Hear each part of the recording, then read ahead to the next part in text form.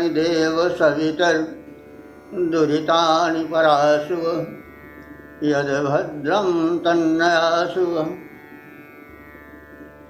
वेद प्रेमियों, सुधी श्रोताओं, यह शुभ अवसर है कि हम एक ऐसे विषय पर चर्चा करने जा रहे हैं जो कि वैश्विक है, जिसकी आवश्यकता संपूर्ण विश्व को है। वह है वेदक ज्ञान। तो वेद के नाम से तो सभी परिचित हैं, किंतु वेद है क्या, वेद में क्या है, वेद के रचनाकार दृष्टा या सृष्टा कौन है, उनकी उपयोगिता कितनी है आज के विश्व में, जबकि अंधाधुंध है।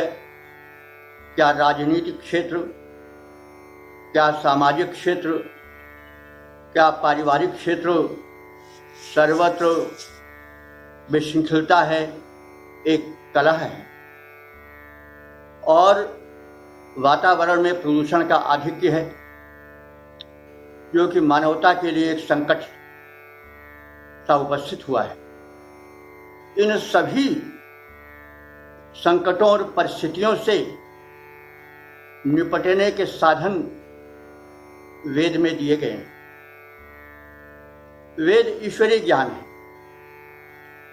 वह उस सृष्टा द्वारा जिसने यह ब्रह्मांड बनाया है, तो जैसे बनाने वाला कोई यंत्र बनाता है तो वह कैसे सुरक्षित रहे, उसका रख रखाव कैसे रहे, उसके लिए उपाय भी सुरक्षित कर देता है। तो सृष्टा ने, उस विराट ने उन रक्षा उपायों को तरंगों के रूप में अंतरिक्ष में बिखेर दिया।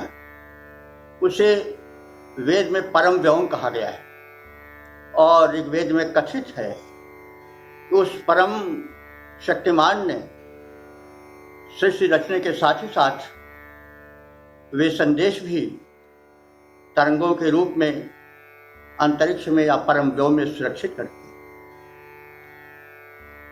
तो उस परम ज्ञान को ऋषियों ने, जो तपस्या से जागृत ज्योति वाले थे, उन सब ने उन्हें ग्रहण किया। इसको हम यूं समझ सकते हैं कि जैसे प्रसारण होता है दूरदर्शन का या आकाशवाणी का, तो एक रिसीवर होता है जो उन तरंगों को पकड़ लेता है। हजारों किलोमीटर दूर क्यों न हो, वो बिल्कुल समीप से दिखाई देती है। यदि रिसीवर नहीं है तो भले ही प्रसारण कुछ ही गजों पर हो, लेकिन वह श्रोतव्य या द्रष्टव्य नहीं हो सकेगा। तो वैसे जागृत ऋषि मेधा ने उन संदेशों को जो परम व्योम में सुरक्षित किए गए थे, ग्रहण किया। ऋषि का अर्थ होता है वह व्यक्तित्व जो त्रिकालदर्शी हो। तो ऋषि और मुनि में थोड़ा अंतर है। ऋषि वे हैं जो कि दृष्टा हैं मंत्र के, और मुनि वो हैं जो कि मनन करता है। तो ऋषियों ने वेद मंत्रों का दर्शन किया और मुनियों ने उस पर चिंतन मनन करके उसका विस्तारण किया। विस्तारण कैसे किया गया है, इसको हम इस व्याख्यान के साथ ही बतावेंगे। तो अब यह प्रश्न होता है कि ऋषियों ने आज्ञा चक्र, जो कि भ्रूमध्य होता है, उसके द्वारा जो ज्ञान ग्रहण किया, वो कब ग्रहण किया, कैसे ग्रहण किया, इसका समाधान चाहिए। तो यह ज्ञान जागृत ऋषि मेधा ने एक दो वर्ष में नहीं, सहस्रों वर्ष में ग्रहण किया और उसको जो ऋषि मंडल थे, ऋषि परिवार थे, उनके पास वो स्थान स्थान पर सुरक्षित था। प्रयत्न हुए और संकलन हुआ उन सबका। 4 बार संकलन हुआ, 4 बार। और प्रथम संकलन इसका अवध नरेश श्रुत के समय में हुआ और बिखरे हुए मंत्रों को जो उस समय तक देखे गए थे ऋषियों द्वारा, उनका एक संकलन हुआ। उसके पश्चात फिर और मंत्र देखे गए, ऋषियों ने अपने मेधा से पकड़ा, तो वो हो श्रुतायु नाम के विदेह राज की अध्यक्षता में उनके प्रयास से संकलित हुआ और वेद का एक प्रारूप बना। फिर मंत्र दर्शन होते रहे। फिर एक प्रयास हुआ, पांचाल नरेश ब्रह्मदत्त के अध्यक्षता में उन्होंने वेद मंत्रों को संकलित करके उसको एक रूप दिया। जो अंतिम संस्करण या संकलन हुआ वो द्वापर में महाभारत के युद्ध के बाद महाराज युधिष्ठिर के शासनकाल में कृष्ण द्वैपायन वेद व्यास के द्वारा हुआ। और उस समय तक लगभग 20,430 मंत्र देखे जा चुके थे। तो यदि हम मोटे तौर से देखें तो यह सतयुग से प्रारंभ हुआ होगा, लगभग 4-5 हजार तो कम से कम वर्ष बीते ही होंगे और द्वापर तक वह मंत्र दर्शन होता रहा, क्योंकि पाराशर, शाक्य, ऋग्वेद और यजुर्वेद के कई मंत्रों के दृष्टा हैं। तो पाराशर शाक्य जो थे वो थे पिता कृष्ण द्वैपायन वेदव्यास के। तो वेदव्यास ने कोई मंत्र दर्शन नहीं किया। कुछ लोग वेदव्यास नाम के कारण यह समझते हैं कि वेदव्यास वेदों की रचना किए हैं, यह बात नहीं। कार्य उन्होंने बहुत किया। व्यास का अर्थ होता है विस्तार करना। तो उन्होंने वेदों के प्रचार प्रसार के लिए अथक प्रयत्न किया और जैसे राजा भगीरथ गंगा को लाए और सुलभ कराए भूतल पर, वैसे उन्होंने वेद के अध्ययन को विस्तार किया और उस समग्र संकलन को, जो पहले ऋग्वेद कहा जाता था, उसको 4 भागों में विभाजित किया। ऋग का या ऋग मतलब ऋच से ऋग हुआ, ऋग से ऋग हुआ, ऋच का मतलब हुआ ऋचा। तो ऋच्यते अस्तूयते अनयायित ऋचा, जिसके द्वारा देवताओं की, दिव्य शक्तियों की स्तुतियां की जाती हैं, वह ऋचा है। तो इससे यह प्रतीत होता है कि प्रारंभिक जो वेद मंत्र थे वो स्तुति परक थे। और स्तुति किसकी थी? देवताओं की। देवता की परिभाषा है या देव की परिभाषा है दानार, देवतनार वा देवा। जो दें, जो द्योतन करें, प्रकाशन करें, प्रकाश फैलावें, अंधकार को दूर करें, वे देव हैं। इस रूप में प्रत्यक्ष देवता कौन है? प्रत्यक्ष देवता सूर्य हैं। प्रत्यक्ष देवता कौन है? चंद्र हैं। प्रत्यक्ष देवता पवन है। प्रत्यक्ष देवता समुद्र के अधिपति वरुण हैं। आदि आदि, तो ये सब देते रहते हैं। ऋषि ने बड़ी कृतज्ञता से स्वीकार किया है कि हम स्वस्थ जीवन बितावें, सूर्य चंद्र मसाइब स्वस्थ पंथाम अनुचरेम सूर्य चंद्र मसाविव। हम कल्याण का रास्ता, प्रदान का रास्ता सूर्य और चंद्रमा की तरह करें। तो सूर्य चंद्र कितने उदार हैं, निशिदिन देते ही रहते, उनके अक्षय दान कोश से दान नीर अविरल झरते, किंतु न चाहते कुछ बदले में। इस पर तनिक विचार करो, सूर्य चंद्र की भांति जगत में निज जीवन व्यवहार करो। ये प्रदान प्रधान, मनुष्य का स्वभाव आदान प्रदान है, आदान प्रधान है। वो बस को लेना चाहता है, देना नहीं चाहता। असंतुलन, इसीलिए संतुलन के लिए आवश्यक क्या है कि हम प्रदान करें। प्रकृति प्रदान कर रही है। दिव्य शक्तियां जो देव हैं वो परम शक्ति के अंग रूप है। अग्नि है, वो हमको देती है, सब कुछ है। अग्नि शरीर में वो जठराग्नि बन करके भोजन को पचाती है, और सूर्य बन करके प्रकाश देती है, जीवन देती है, और वह विद्युत बन करके मेघों को वर्षण के लिए वह ऊष्मा पहुंचाती है, जिससे वृष्टि होती है।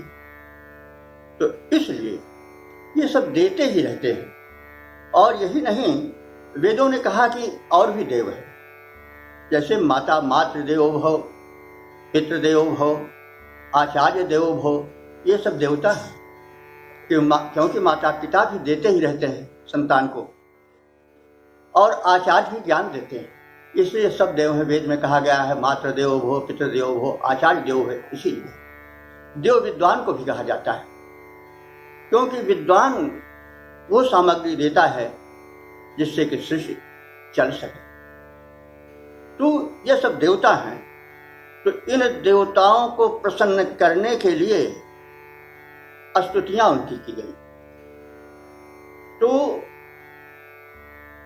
स्तुति साथ साथ जैसे वेद शब्द की पुनः एक बार व्याख्या कर लेनी है।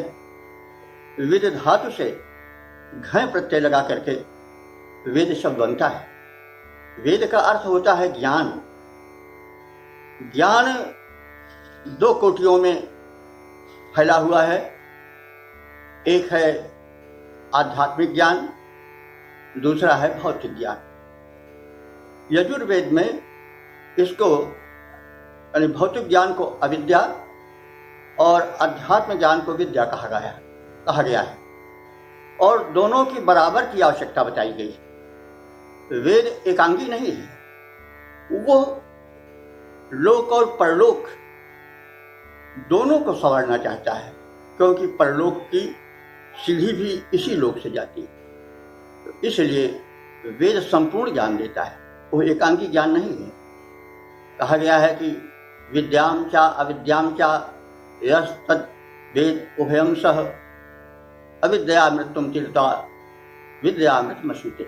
यजुर्वेद के 40वें अध्याय का मंत्र है कि हमें अविद्या की भी उपासना करनी चाहिए और विद्या की भी उपासना करनी चाहिए।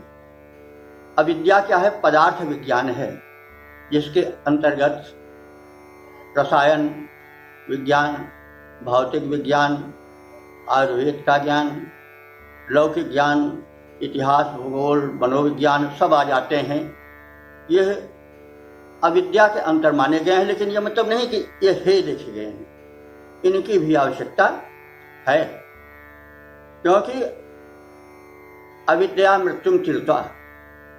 वेद भगवान बता रहे हैं कि हम अविद्या से मृत्यु को पार कर सकते हैं। जैसे शरीर है, उसको भोजन चाहिए, रहने के लिए स्थान चाहिए, वर्षा छाया ग्रीष्म आदि से सुरक्षा चाहिए।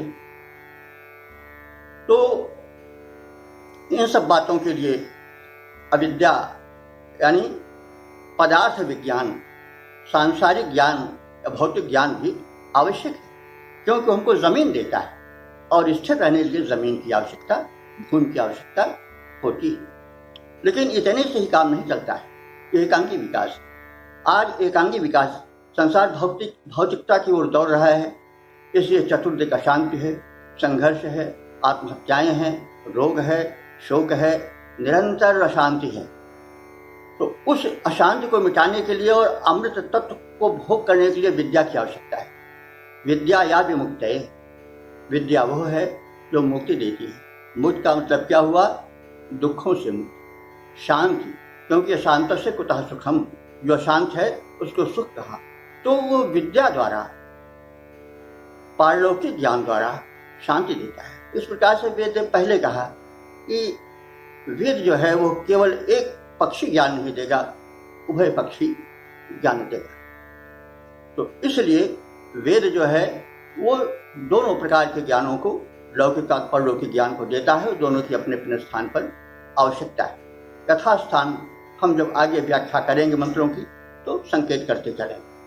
अच्छा, अब प्रश्न होता है कि जब वेदव्यास जी ने देखा कि 20,540 मंत्र हैं लगभग, इतने मंत्र को एक व्यक्ति नहीं याद कर सकता है, लेकिन वे चाहते थे कि वेद का ज्ञान प्रसार हो।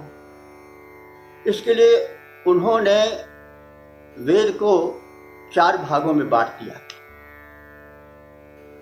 ऋग्वेद स्तुतिपरक वेद था, यजुर्वेद यज्ञ प्रधान वेद है, सामवेद गायन प्रधान वेद है, और अथर्ववेद लौकिक व्यवहार संबंधी वेद है। तो वेदों को कैटेगराइज किया, 4 भागों में बांटा और अपने 4 शिष्यों को दे दिया। और 4 पुरोहित होते हैं वेद में। जब उन दिव्य शक्तियों को, जिनकी चर्चा हमने अभी की है, आवाहन किया जाता है, तो आवाहन में एक शक्ति होती है, एक खिंचाव होता है। वे दिव्य शक्तियां हमारे पास शुरू से आ जाते हैं उस आवाहन के जरिए, और वो आवाहन यज्ञ के द्वारा होता है। यज्ञ में आहुति डाली जाती थी औषधियों समेत, तो उसका धुआं उठ करके आसमान में जाता था, बादल से मिल जाता था।